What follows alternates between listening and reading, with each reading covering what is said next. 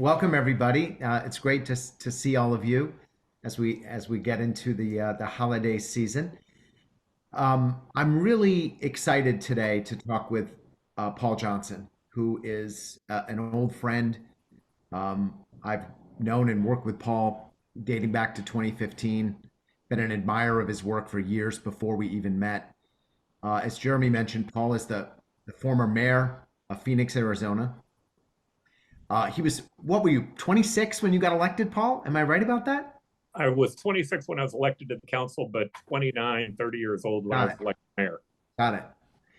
Um, he's an entrepreneur and he's one of the co-founders of the Save Democracy Arizona effort, which is working as we speak. Petitioning has started to place a very innovative referendum on the 2024 ballot. We'll talk more about the details of it.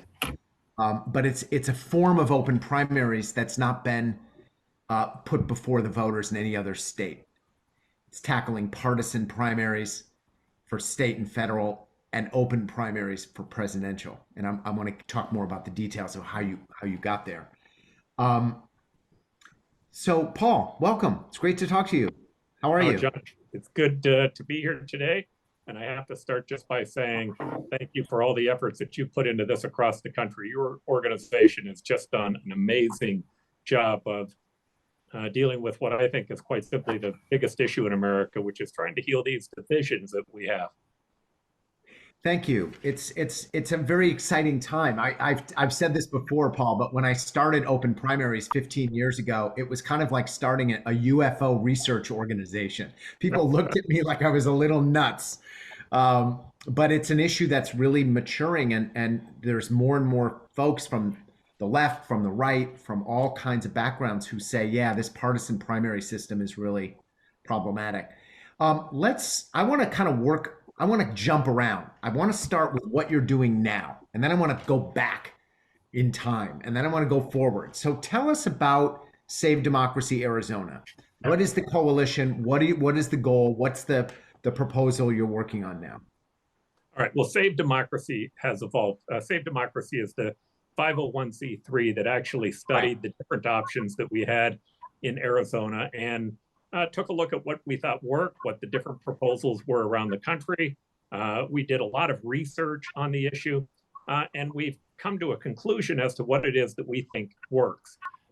The proposal that we're moving forward is called the FAIR Initiative, and it is highly focused on this concept that today we have somewhere around 49% of the country identified as a independent. Right. If you look at Arizona, the single largest party in Arizona, the single largest organization is unaffiliated voters or independent voters.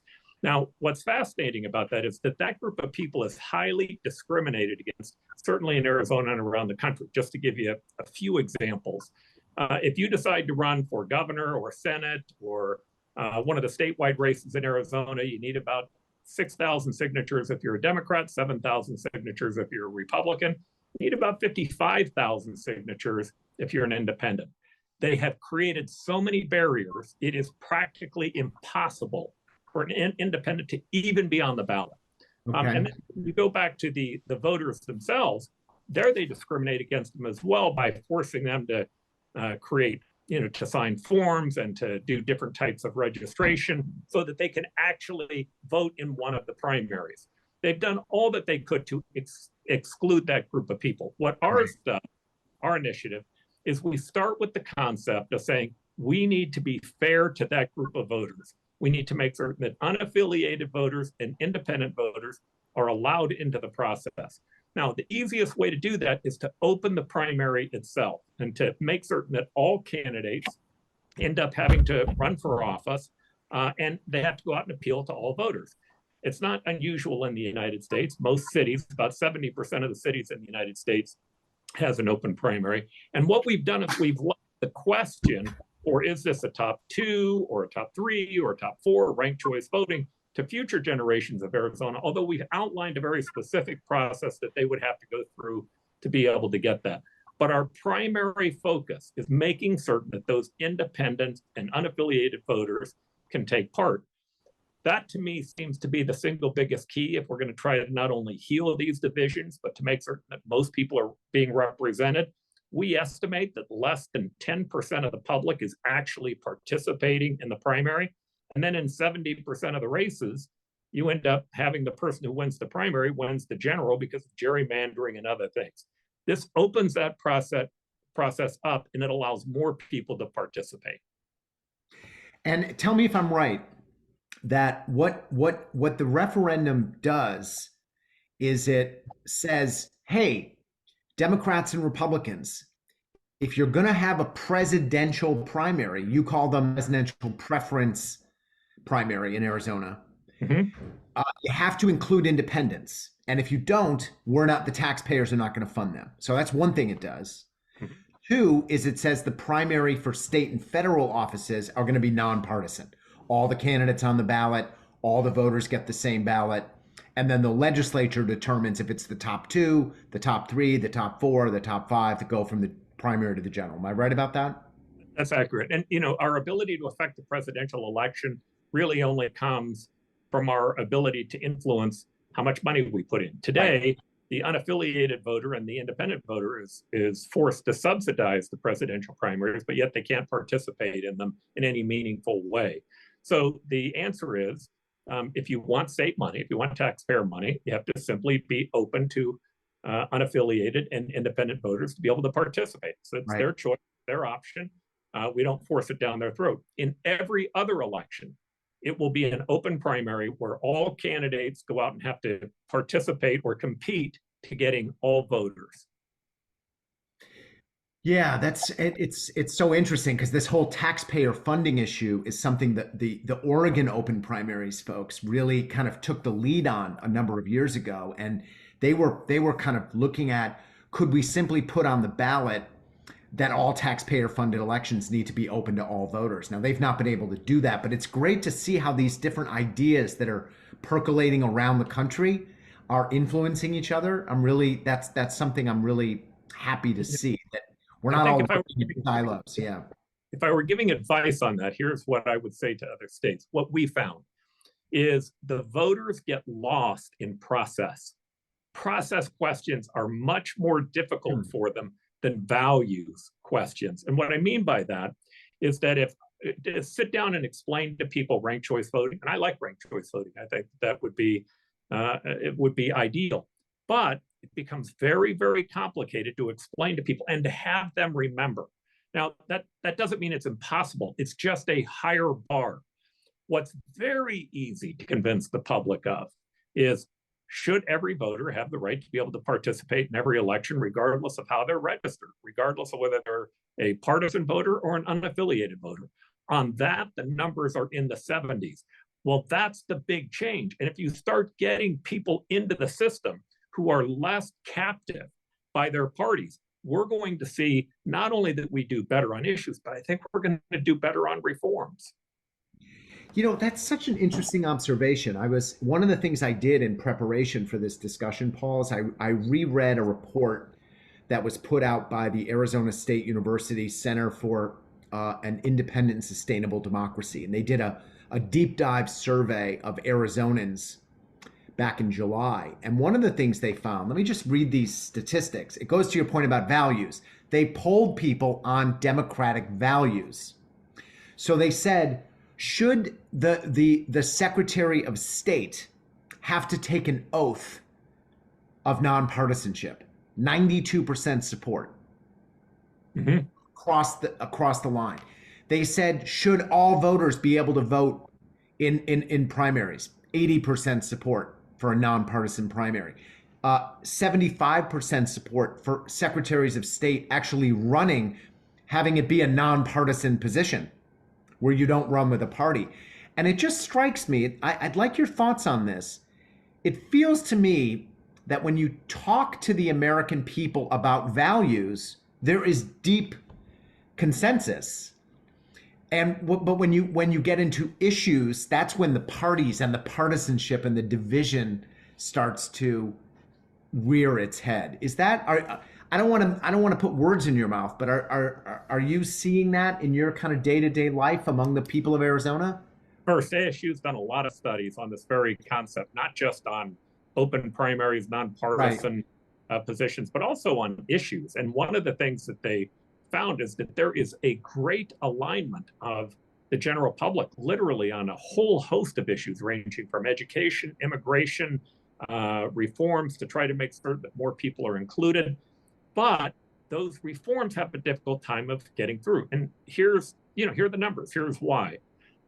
Today, if you look at the numbers, about 80% of the public is registered.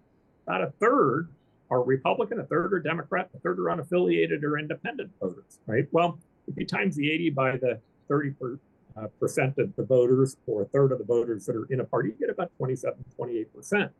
However, the turnout in that primary is only 30 or 35%. Well, now you start talking about numbers that are under 9, 10%. It's Yeah. a very low turnout of people. And I can tell you, I polled both those primaries overwhelmingly in both the Democratic primary and the Republican primary. Their more extreme voters are much more motivated to vote. And so we end up, one, being left with kind of having to choose between the lesser of two evils in a general election, if we even get a chance to vote for them. If it's in a congressional district or a legislative district, they've gerrymandered those things to the point where there is no general election. There's no chance for you to win there. In fact, in the United States, the number that I hear is that there are 5,000 elected seats throughout the country. 70% of them are decided in the primary. Yeah. That's highly problematic. And for Totally. me, what I saw, I remember I ran as a council member. And when I ran as a council member, I ran inside a district. The district was a nonpartisan district. I had to go talk to every voter, but I remember I got the voter list. And on the voter list, it had the name of every Democrat, every Republican, every independent. So I knocked on doors. It took me 9 months, but I hit 60,000 doors. And I know that because I sent back a handwritten postcard to about 18,000 of them that I had spoken to at their front door. Now, when you spoke to Republicans, you'd hear about their business or about the budget or about taxes. But when you talk to Democrats, you might hear about the park or their local school or the neighborhood. The point is that you'd get this input from both of them, and it wasn't that difficult to understand, hey, maybe there's a political advantage to creating a coalition between people and the services that we want versus our ability to pay for it. That there's a connection between what's going on in business and the free market, as well as the social services that we see as being important. And I took that into being mayor. Well, I can tell you, if you ran for the legislature, that's not how you would do it. You would get a list, if you were a Democrat, only of Democrats. And then you'd get a list of only high efficacy voting Democrats, which would be about 8%.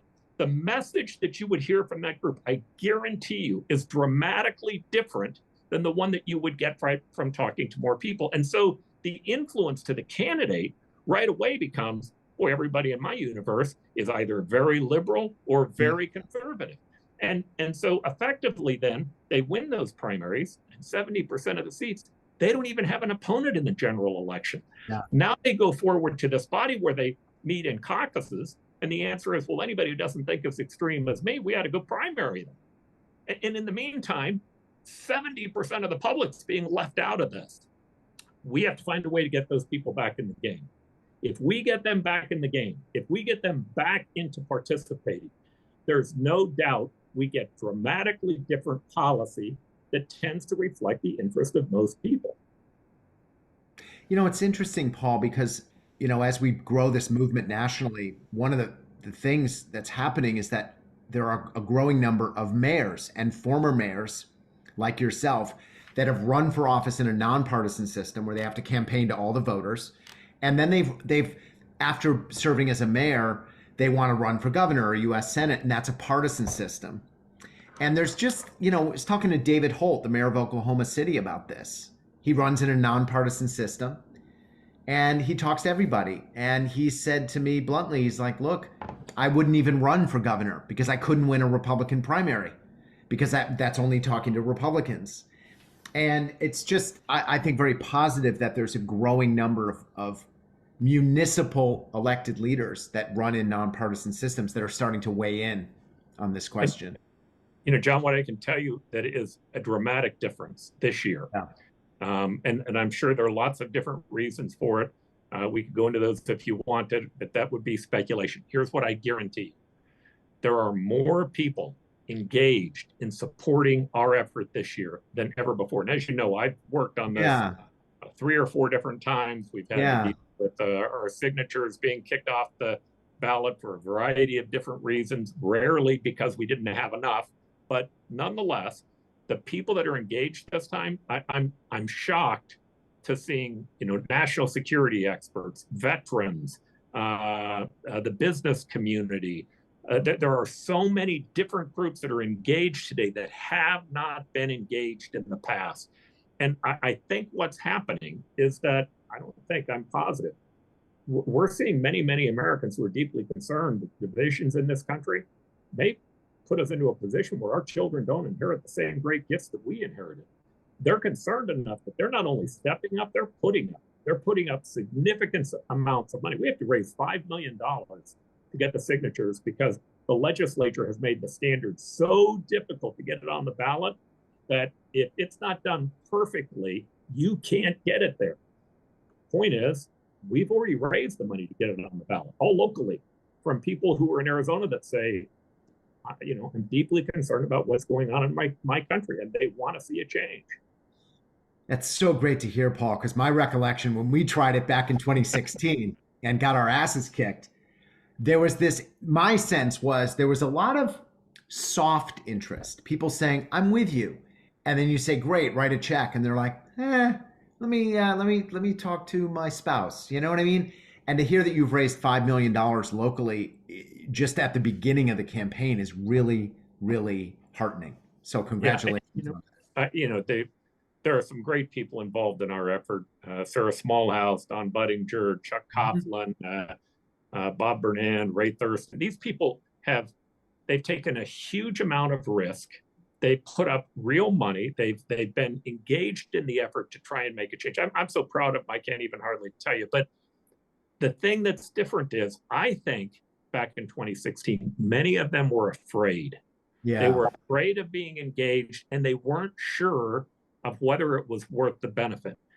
Now they're looking at it saying, oh my gosh, this is a 5-alarm fire. We really need to do something. We have to act. And they're willing to put their names, their reputations, and their money up to being able to make a difference. Paul, tell people about what the legislature is doing. I know they're putting a referendum on the ballot addressing the primaries. Tell people what that is and what's driving that. What do you think is their motivation for doing it? I think that the legislature is doing the same thing that they've always done, which is to try to protect incumbency. They are terrified of the rules changing, and by the rules changing, potentially putting them in a position where it'd be more difficult for them to win. Maybe more importantly, it would create for them competition. Right. So they're putting things on the ballot to try to make it more difficult to collect signatures. They're putting things on the ballot to say you could never have ranked choice voting. They're doing everything they can to being able to make it more complex. Now, the good news, those are going to have a very hard time in winning. Mm-hmm. But it does give you an indication of who they are. Now, I do want to say something. I think sometimes it's really easy for us to be focused on what we don't like, what we don't like about the Republican Party, what we don't like about the Democratic Party.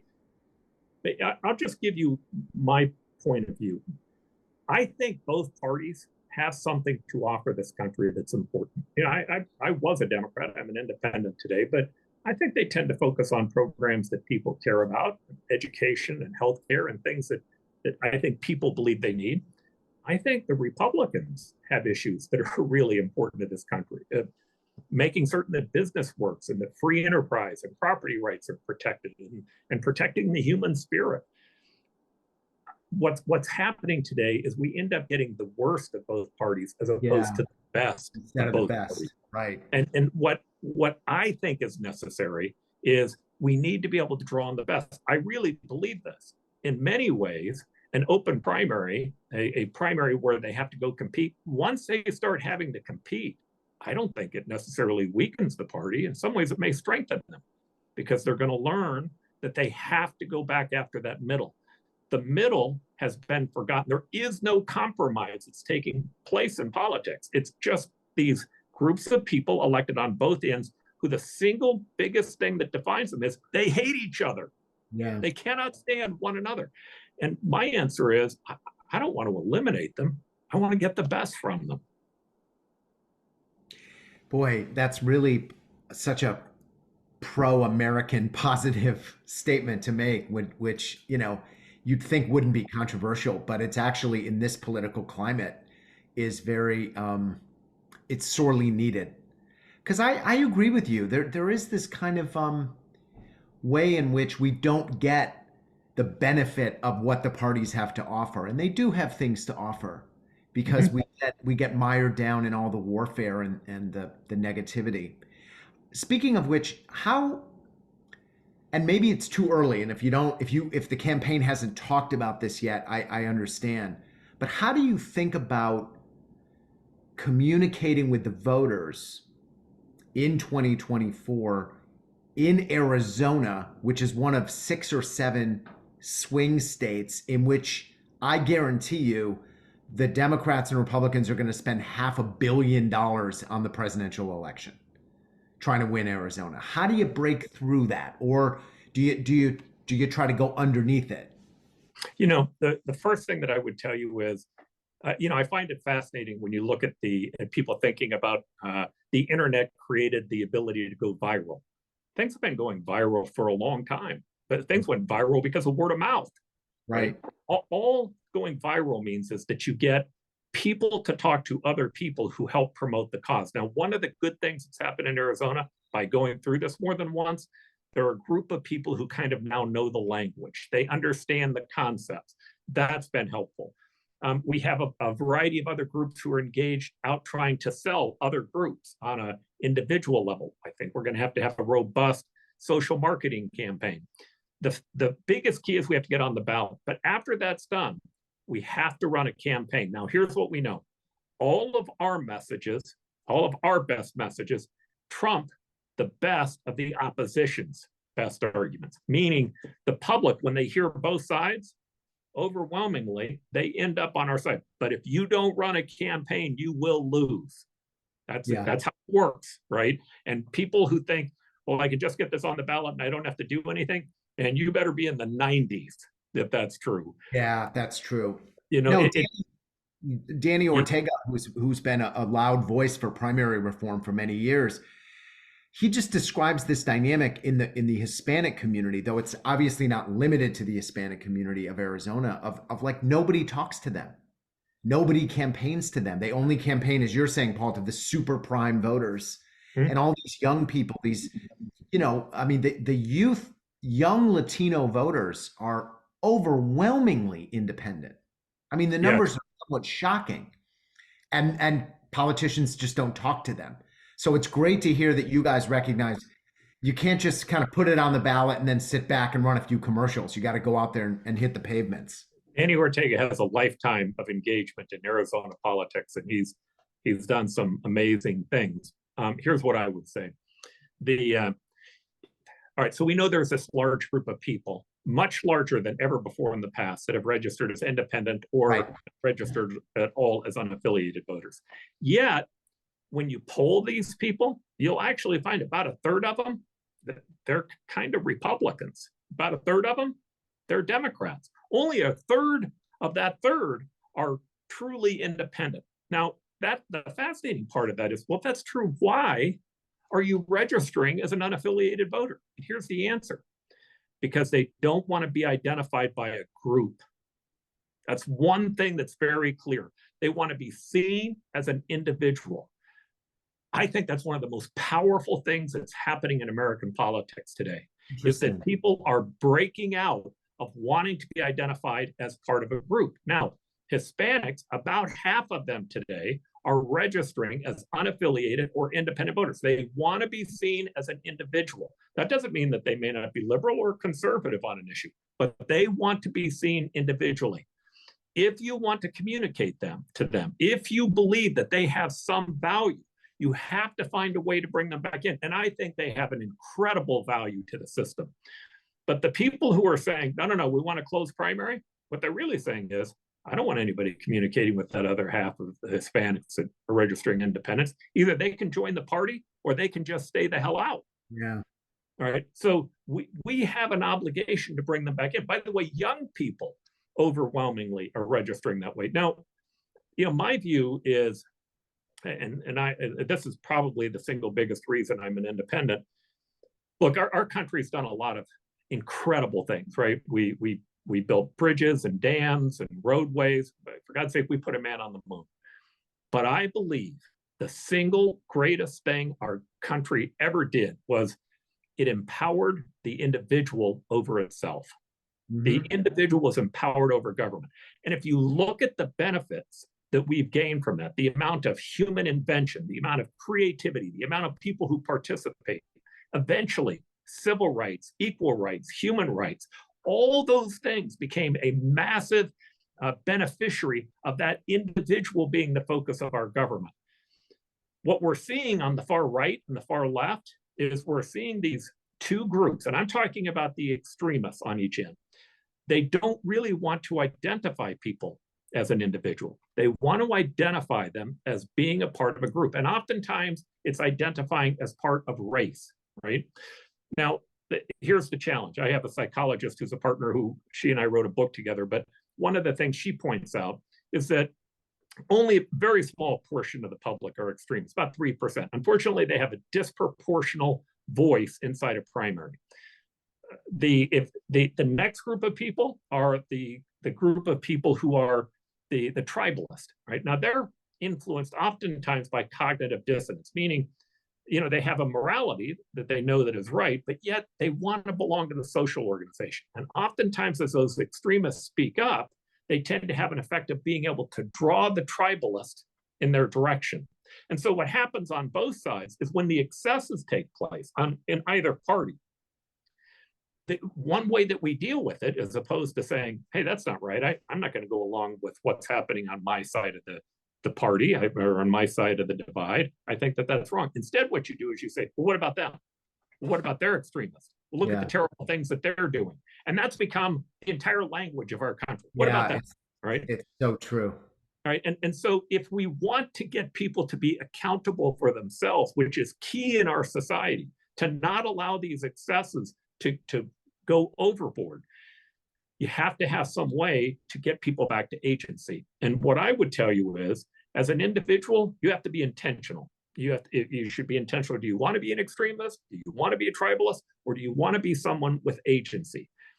What an open primary does is it gives you the ability to have that agency, even if you're still a conservative, even if you're still a liberal. It still gives you an ability to be there. But it is going to force you to go out and talk to people that maybe you don't necessarily agree with. And oh, by the way, that's the magical key to democracy, is talking to people that we don't necessarily agree with. Well, Paul, something, and I want to open it up. I have a bunch of people have questions, so I'm just going to make one comment and then we're going to open it up here.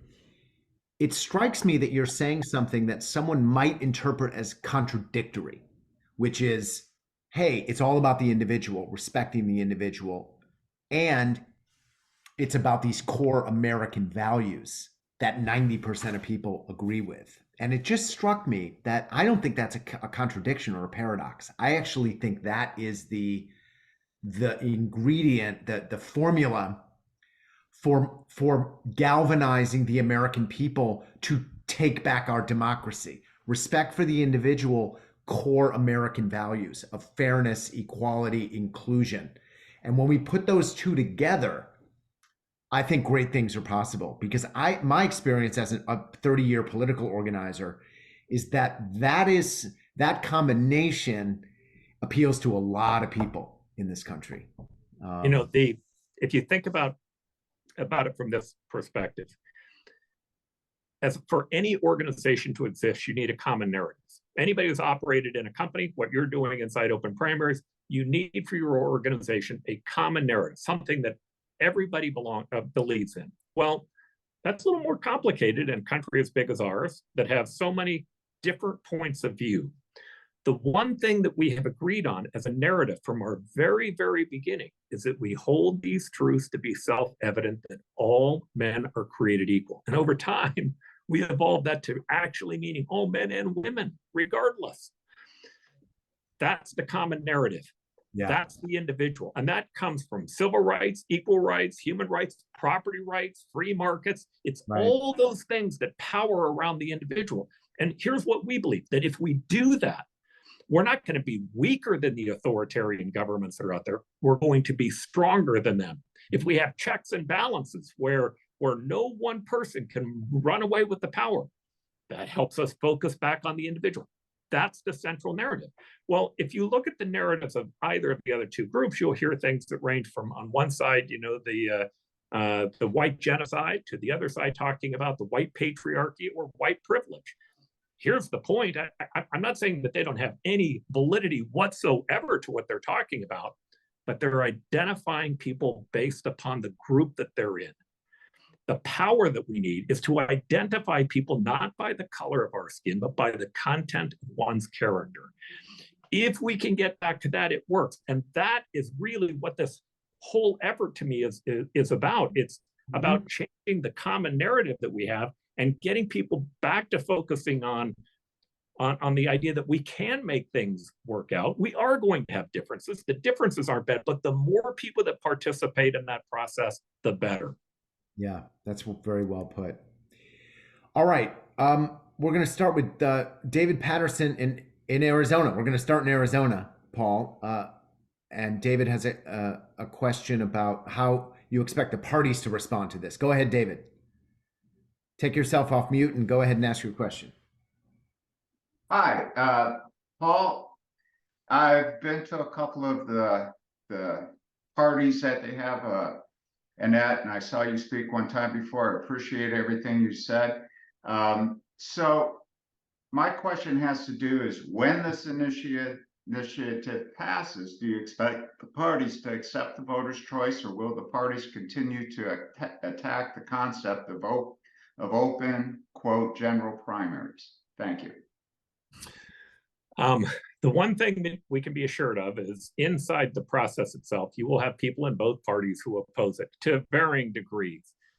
We are seeing, well, first, almost everybody who is out of office, regardless of their party that they're in, we tend to get a lot more support from them. I don't know what the percentage is, but it's dramatically higher after they leave. Why? Well, to begin with, it's once they leave, they have an ability to look back and to see the benefit that comes from it. But secondarily, the people who are inside the system, they're trying to appeal to the special interests that help them get elected inside their closed primary system. And the last thing they're going to do is abandon them, because it's not going to serve them well. Once you break it, once you're able to break that and engage more people in the process, you'll still have the parties that speak up, but it won't be nearly as much as it is today. And how do I know that? Because I've run in an open primary, nonpartisan system in the city. Make no mistake, even in a nonpartisan system, parties still get involved. They still are engaged. So the party may show up for a Democratic candidate, the Democratic Party may show up, Republican candidate, the Republican Party may show up, but they don't have control. And what I mean by that is the fact that you as a candidate have to go talk to all voters means that you have to put that into perspective. You have to weigh it. And second, all voters are treated fair in the process. And so as you engage more voters, as more people end up being engaged from the right, left, and the center, you start getting a better idea of where the public really stands on given issues. Look, if you take city politics today about 70% of the cities in the United States are open, nonpartisan systems. Now, I would argue, at the federal level in Congress, I think the popularity numbers are in the low 20s, high teens. Legislatures are in the high teens, low 20s. But nonpartisan city governments literally score in the 50, 60 percentiles. But their partisan counterparts, the cities that are still partisan, they're down in the teens as well. You go to a state like Nebraska that has had more of an open primary system for their legislature for years. Their legislature is much more popular than the other legislatures around the country. Totally. So what happens, while I think the parties will still oppose it, there's a pride that starts to happen in the elected officials. I met with the speaker in Nebraska. It was a fascinating meeting. And I said, oh, well, you're the head of the Republican Party in Nebraska. You're the head of their caucus. He said, no, I'm in charge of the legislature. He said, look, I have Democratic senators that voted for me as well. It was so odd to listen to him because he took extreme pride in letting me know that he represented both sides, that even though he had conservative values and he was a Republican, he allowed Democrats to have a say as well. Now, where that really starts to take place, I had Kathy, the majority leader in Alaska, on one of my podcasts on the the Optimistic American. And I asked her, I said, okay, so you were majority leader before you passed an open primary. They passed the top 4 with the ranked choice voting all with it. And then you also were majority leader after, both times a Republican. I said, what was the change? Did you get more Democratic candidates? She says, no, it's about the same. It's about the same amount of number that we had before.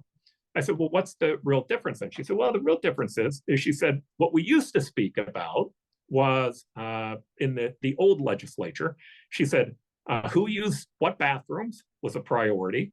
Abortion was a high priority, and whether or not the election was fake and denying whether the elections existed. She said, what we talk about in the new legislature is we talk about transportation, healthcare, and education. And she said, and economic development's at the top of the list as well. Right? Think about that. Why? Because there's an incentive in both systems. In the other system, there is a deep incentive to talk about the most divisive issues that we have in our society. And in an open primary, there's a reason to talk about how do you move society forward? How do we take care of the real tasks at hand that makes we can thrive as a society? Yep, that's why we're all here. We're going to go to Maryland. A question from Dan Robinson about these individual rights. Go ahead, Dan. Thanks. I'm an Arizonan from when I was a kid, and I'm thrilled at all the things that you're talking about and doing there. But nowadays, I'm in Maryland. We at the Independent Voters of Maryland are taking a somewhat different tack, although we'd love to follow your footsteps in the broader sense. But we've found that our state, like some other states, has a clause in our Constitution. In fact, it's the first clause, Article 1, Section 1, that says, in essence, that every citizen has the right to vote in every election. And so we're exploring whether state funding of closed party primaries is constitutional. And we're trying to start a legal memo, and then we're going to circulate that and try to understand how we can make that be part of the broader effort that we have.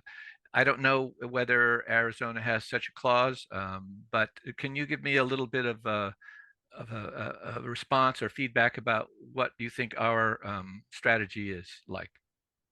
So here's what I would tell you. You have to kind of crawl before you walk and walk before you run. Mm-hmm. So the idea that you're looking at a legal strategy, I think that's a fine idea. You start with that and you start to get people who are engaged in it. And as they get engaged, you'll find that they start to look for something that's even better. My own personal opinion is the idea that every voter can vote in every election, meaning an actual open primary where independents can vote in a Republican primary or independents can vote in a Democratic primary. This has been our experience. Even though legally they can, they create barriers where it's difficult to. So in Arizona, you have to fill out a form that you send back in that says, okay, I want to vote in the Republican primary, and then they send you a ballot. You're not on the automatic, on the early voting automatic list. And then the next election, you have to do the same thing over and over again. In the meantime, nobody mails to you. So there's no mail coming to you from the Republicans or from the Democrats because they're just focused on that hardcore base. So you're not even really being informed in the process. But if you go to a city election, what you'll find is those voters are approached every bit as much as the voters are in either extreme. So I do think in the end, reform is necessary. I think it's an important part of it. And I think when this reform's done, there will be other reforms that will be important as well. But the single biggest issue is that you have to get candidates having to compete for votes. What are you doing to really force them to compete for votes? And to me, the best way to do that is to put them into an environment where they have an open primary and everyone can vote for them or vote against them. I can tell you, incumbents, one of the things they don't like about that, it's the single biggest prized possession of an incumbent is to get an unopposed primary. To get an unopposed primary where nobody runs against you, it feels like you've been given manna from heaven. I know that for positive because I've been in that position, right? But As have I, yeah. Competition, as much as they don't like it, it is an essential part of our democracy. One, it gives people a sense that they have a say. Two, it makes you better as a candidate to have to go out and deal with the opposition. And they know that, but they still don't want to have to do it. Creating that competition for votes, to me, is the essential element. But that doesn't mean you shouldn't do exactly what you're doing. You should get it started. That's a way to get it moving forward. Allow that to happen. And then from there, see where it goes. Thank you.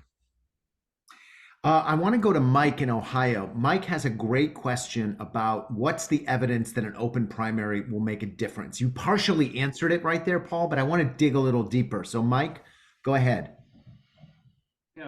We have what our politicians will say is an open election, because on election day, you can actually go into a voting on a primary election and say, I would like a Democratic ballot, I'd like a Republican ballot, and they'll give it to you. And they'll say that's an open election. I mean, it's not, it's a partisan election. But we have a lot of people, 2/3 of Ohio voters are currently unaffiliated and just are not used to voting in a primary election. What evidence is there that if suddenly it's opened up, it will be that they will actually show up and vote? And then as kind of a second question to that is that in your proposal, like you mentioned, Nebraska specifically for the legislatures prohibits a ballot from identifying a candidate that is either affiliated with, endorsed by a political party. Is that what you're proposing in Arizona as well? All right, so I'll try to answer both questions as best I can. First, the evidence. I would argue the best evidence for it working is 70% of the cities in the country already have some type of open primary. And if you look at the evidence of that, they're much more popular than their legislative and congressional counterparts. That to me is evidence. Here's the second one. Take a look at the issues that they're involved with. I think that's evidence that they tend to focus on issues that are of a greater concern to more individuals, which is part of why they're more popular. I can tell you, go talk to any person who's been on a council that then went and ran for a partisan seat and ask them what the difference is. The difference is when you have to speak to everyone, it has a change. It changes you. You begin to become affected. And I think most people understand that intuitively. The last one is, one thing we're sure of, this existing system is giving us an incredible amount of problems. It is way underserving the greatness of America. We see it in our Congress. We see it in our worry and concern about whether or not we're going to defend the good faith and credit of the United States. We see it in how candidates talk to one another. We see it throughout our legislatures. I think most people recognize, in fact, all the polling says that most people recognize there's an extreme problem with the system that we have today. And today that system incentivizes division. Now, the last question that you asked, repeat that to me one more time. So similar to, you mentioned Nebraska. Nebraska's legislative candidates, the ballot specifically says they cannot be identified as being affiliated with a party or endorsed by a party. Is that what you're recommending in Arizona, or would it just be a ballot, a single ballot that identifies both Democrats and Republicans or independents? In our state, if our proposal passes, you can still have a party designation next to your name, but you're not running in a partisan primary. So when the voter shows up, they would know whether you're a Democrat or whether you're a Republican. By the way, I like Nebraska's system. That makes sense to me. But I think there was a good argument to say, hey, we're going to let the public know which one you are, but you're running in an open primary. Because you're running in an open primary, every voter gets a chance to vote for you. What that does, if you're a candidate, one of our consultants, who I think is one of the best in the country on this, he talks about trying to help Republican candidates run for office. He said lately, Republicans who come in who are pro-business or pro-defense, he basically tells them, go home, you can't win, right? You're out of touch with where the hardcore primary voter is. And there's only one group of people for you to go after inside that primary. But he also says, look, when you run in a city election or in an open primary, you can go work other groups. You can go work independents, Democrats, Republicans. You can work people on both sides. And it gives you a chance to be able to stick with the values that you believe in, but pull together a larger group. Again, by the way, in the process, you're also helping build a greater coalition. I see the argument for what you're talking about, which is not having people identified by being a Republican or Democrat or independent. That'd be fine by me, because that's the reason I'm registered as an independent. I want to be seen as an individual. But there are a lot of people that we've seen in polling in Arizona that like the idea that we should stick with having a party designation next to you, even though you run in an open primary.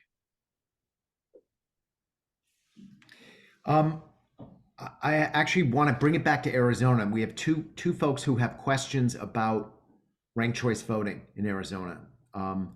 So I actually want them both to ask their question before you answer. So first we're going to go to Michael Bear in Scottsdale.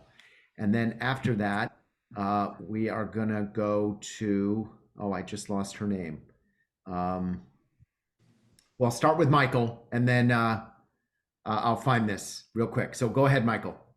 Sure, great, thank you. And I'm already bought in that we need to do this, and I want to be involved and collecting signatures and getting the petitions through. But the press has confused me. When announcements were made in November, I think there are two competing propositions. One that goes to the legislature to decide who's going ahead, and the other one between the primary and the general, and the other one I think defines it differently. I just need some help in understanding why is this the case? Are these both good initiatives? Is one meant to undermine the other? How are we going to get the right one through? And can you just talk about this competition in Arizona?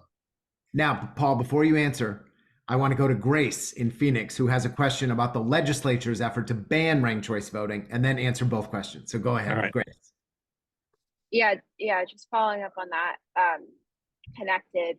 My question is just what the status is with that referendum, and if y'all obviously didn't choose to include ranked choice voting on your initiative, which makes sense, just given the climate right now. But I am curious if you know, or if you're going to be involved at all in the messaging on the no to make sure that voters don't pass that. And you said it's very unlikely that it will pass, but obviously it's easier to stick with the system that already exists from a voting perspective. But I'm curious if you guys are going to be involved at all, and or if who else is leading the charge on making sure that that doesn't pass. All right, so I'll try to pull both these two answers together, these two questions together.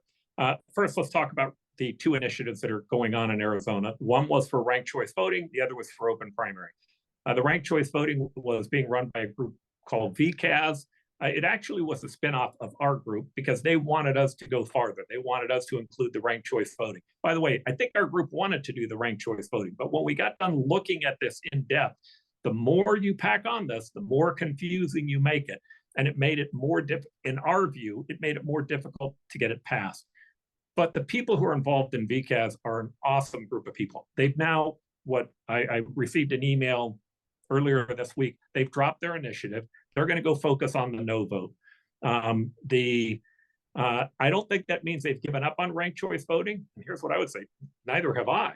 I think that ranked choice voting is a good concept. Now, saying that, I'm not sure what will pass. I'm not sure if that will end up having top two or ranked choice voting or top four or top five. It's unimportant.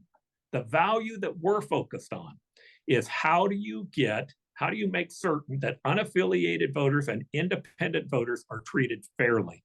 That's step one. When you get done with step one, we're going to have to go deal with step two. And hopefully we can build a coalition around trying to do something that creates a positive change, either a ranked choice voting or top three, top four, top five. But even if we can't, the benefit that we've gotten from this makes an incredible difference. Now, let me tell you what the legislature has no say over if we win. It will be in the Constitution that all voters and all candidates have to be treated equal. Period. End of statement. There is no other input that they can give to that. And that becomes constitutional, so it can be taken to court. What they can't change is changing the open primary where all candidates run and any voter can vote for them in one big open primary. What can change are all the things that could have changed before. Right? They can change the back end. They can make it top 2, top 3, top 4, top 5. We did say if you did a top 3, 4, 5, you must do ranked choice voting. Why? Well, having a top 5 and allowing somebody to win with 25% of the vote might actually be worse than the top 2, a lot worse. It might be worse than the existing partisan system that we have now. So we said, if you pick top 2, great. But if you pick 3, 4, or 5, you must apply ranked choice voting to them. Yeah, the legislature has a say in that, as they did before, right? Right. What they don't have a say in is whether or not independents are going and unaffiliated voters are going to be treated equally, whether or not unaffiliated or independent candidates are going to be treated equally. That will be in the Constitution. It'll be locked in, and that's a game changer. Oh, I have so many questions. We have so little time. I want to go to, I'm going to start doubling up some questions here. So I want to bring in Ken Silva from North Carolina, who is a Forward Party activist, and also Kathy Cather, who is building the Forward Party. And I want them to ask their questions and have you respond, Paul. So go ahead. Let's start with Lenny, and then we'll go to Kathy. I'm sorry, start with Kevin and then go to Kathy. Hi, this is Kevin in North Carolina. Thanks for being on, Paul, and thanks for this, John. Explain, if you would, and speak to the notion of how important nonpartisan open primaries is as opposed to just open primaries. The relationship, and we view it as being both of those are essential: open, nonpartisan primaries. All right. And you want to ask both of them before I answer? Yeah. I know I'm being a little weird today, but that's okay. I kind of like throwing some combos together. So Kathy, go ahead, ask your question, and then Paul's going to try to answer them both. Yeah, my question is whether or not you're cooperating, working in concert with the Forward Party, which is stronger in different states than others. I'm in Florida. But it's, when I see somebody doing something I really want to succeed, I'm hoping that they're taking advantage of other people who agree with them and working with them too. That's all. First, so let me answer your question first. The answer to that question is yes, we're taking part with the Forward Party. Forward Party, open primaries, there are a variety of different groups around the country that are focused on these reforms. And by the way, it's necessary that you have more than one group. We need to get many people as we can throughout the country to be able to make this change. And Arizona making the change by itself won't fix our country. We need more states to do the same thing. We've tried to learn from other states in the process, and we hope that other states will learn from us, good and bad. We hope that they'll learn lessons from what we do. And so we're always open to answering questions. I count myself as a Forward member party. I'm an independent. What I like about the Forward Party is you can be a Democrat and be a Forward member. You can be a Republican and be a Forward member. You can be an independent and be a Forward member. Their goal is to try and help create these very changes that we're talking about here. And there are some states where it's going to be very difficult to get an initiative done because initiatives aren't allowed. You can't go out and collect signatures and make that happen. You've got to find another way to bring about the change. And they're working on those concepts as well. The idea of open, nonpartisan primaries. So that could be a semantics issue, but in my opinion, we are an open, nonpartisan primary, even though you can have a label when you run. Why? Well, because a partisan primary is one where you run as a Democrat in a Democratic primary where only Democratic voters can vote for you, or you run in a Republican primary as a Republican where only Republican voters can vote for you.